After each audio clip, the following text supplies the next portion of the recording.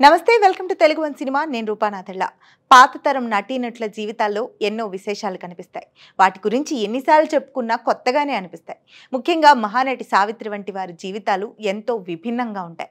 వారి జీవితం కూడా సినిమాని తలపిస్తుంది. ఆ సినిమాలో ఆనందము ఉంటుంది, విషాదము ఉంటుంది, ఎన్నో మలుపులు కూడా మనకు కనిపిస్తాయి. ఒక సామాన్య యువతిగా జీవితాన్ని ప్రారంభించిన సావిత్రి ఎంతో ఉన్నత స్థానాన్ని చేరుకున్నారు. అయితే సినీ పరిశ్రమకు వచ్చినప్పుడు ఆమె ఎంతో భయపడేవారు. ఆ భయంతోనే సంసారం చిత్రంలో మొదటి అవకాశాన్ని వచ్చినా దాన్ని సద్వినియోగం చేసుకోలేకపోయారు. సావిత్రి తీరు చూసిన దర్శక నిర్మాతలు ఆ సినిమా నుంచి ఆమెను తప్పించి లక్ష్మీరాజ్యంకి అవకాశం ఇచ్చారు. సావిత్రి ఇండస్ట్రీకి వచ్చిన తర్వాత భయపడిన సందర్భం అదే.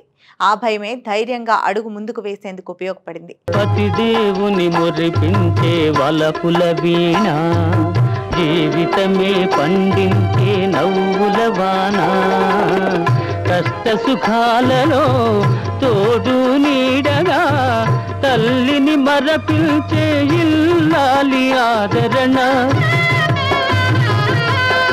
కష్ట సుఖాలలో తోడు నీడగా తల్లిని మరపించే ఇల్లాలి ఆదరణ, మగువేగా మగవానికి మధుర భావన, ఆలయాన వెలసిన ఆ దేవుని రీతి, ఇల్లాలే ఈ జగతికి జీవన జ్యోతి, ఇల్లాలే ఈ జగతికి జీవన జ్యోతి. నటిగా మంచి పేరు తెచ్చుకొని స్టార్డమ్ వచ్చిన ఏనాడు ఆ హోదాని ప్రదర్శించలేదు సావిత్రి. కెరియర్ మొత్తం ఒక సాధారణ నటిగానే కొనసాగారు. ఒక స్టార్ హీరోయిన్కి కల్పించే వసతుల పట్ల ఆమె విముఖత చూపించేవారు. తనకంటూ పర్సనల్ స్టాఫ్ ఎవరూ ఉండేవారు కాదు. షూటింగ్ కోసం హైదరాబాద్ వస్తే తనకు తోడుగా ఒక అమ్మాయిని తెచ్చుకునేవారు. బస చేసేందుకు హోటల్స్కి కూడా వెళ్ళేవారు కాదు. సారథి స్టూడియోస్లోనే ఉండేవారు. ఇక కాస్ట్యూమ్స్ విషయంలో కూడా ఇబ్బంది పెట్టేవారు కాదు. సినిమాలోని క్యారెక్టర్ కోసం దర్శక నిర్మాతలు ఏ దుస్తులు ఎంపిక చేశారో వాటినే ధరించేవారు. నిర్మాతల శ్రేయస్సును కోరుకునే హీరోయిన్లలో సావిత్రిని ప్రత్యేకంగా చెప్పుకోవచ్చు.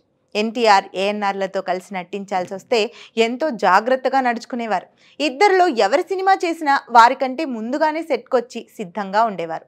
ఇన్ని నాళ్ళ మనవలపులు వికసించుట ఇందుకా,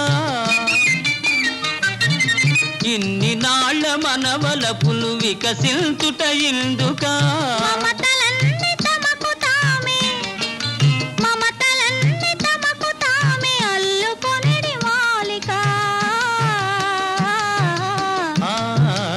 ఈ మౌనం ఈ బిడియం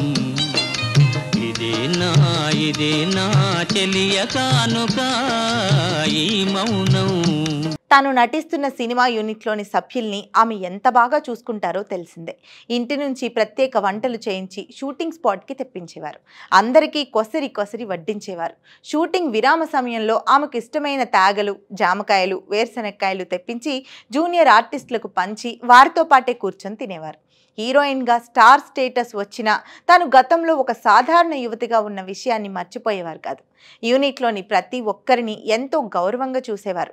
ఎప్పుడూ గలగలా మాట్లాడుతూ అందరినీ నవ్వించే ప్రయత్నం చేసేవారు.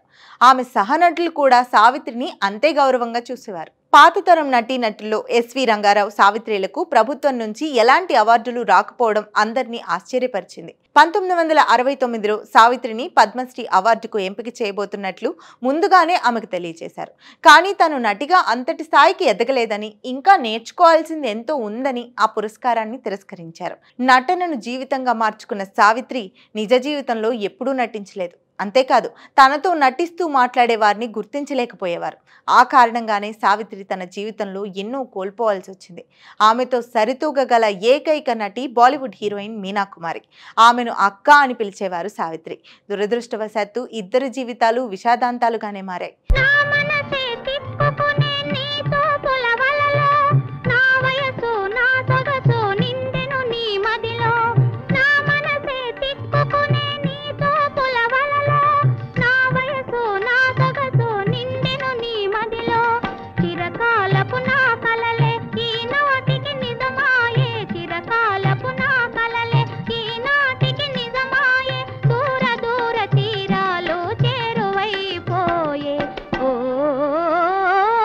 తావిలేని పువ్వు విలువలేనిదే, ఇది నిజములే.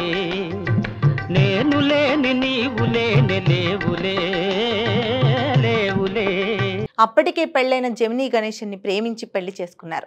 ఆ తర్వాత తను మోసపోయానని సన్నిహితులకు చెప్పుకొని బాధపడేవారు. నటిగా ఎంతో మంచి పేరు తెచ్చుకున్న సావిత్రి తన వ్యక్తిగత జీవితంలో మాత్రం విషాదాన్నే చూశారు. ఇక సావిత్రి చేసిన దాన ధర్మాల గురించి అందరికీ తెలిసిందే.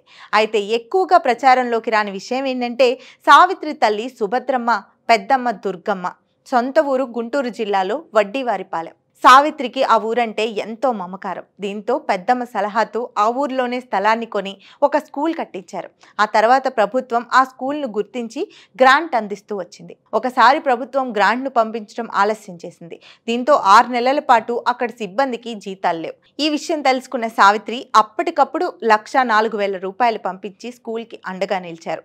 1962లో ప్రారంభమైన శ్రీమతి సావిత్రి గణేశన్ జిల్లా పరిషత్ ఉన్నత పాఠశాల ఇప్పటికీ అదే పేరుతో నడుస్తోంది. అక్కడ సావిత్రి విగ్రహాన్ని కూడా ఏర్పాటు చేశారు. మహానటి చిత్ర దర్శక నిర్మాతలు ఈ స్కూల్ విద్యార్థుల సౌకర్యార్థం ఒక బస్సును అందించారు.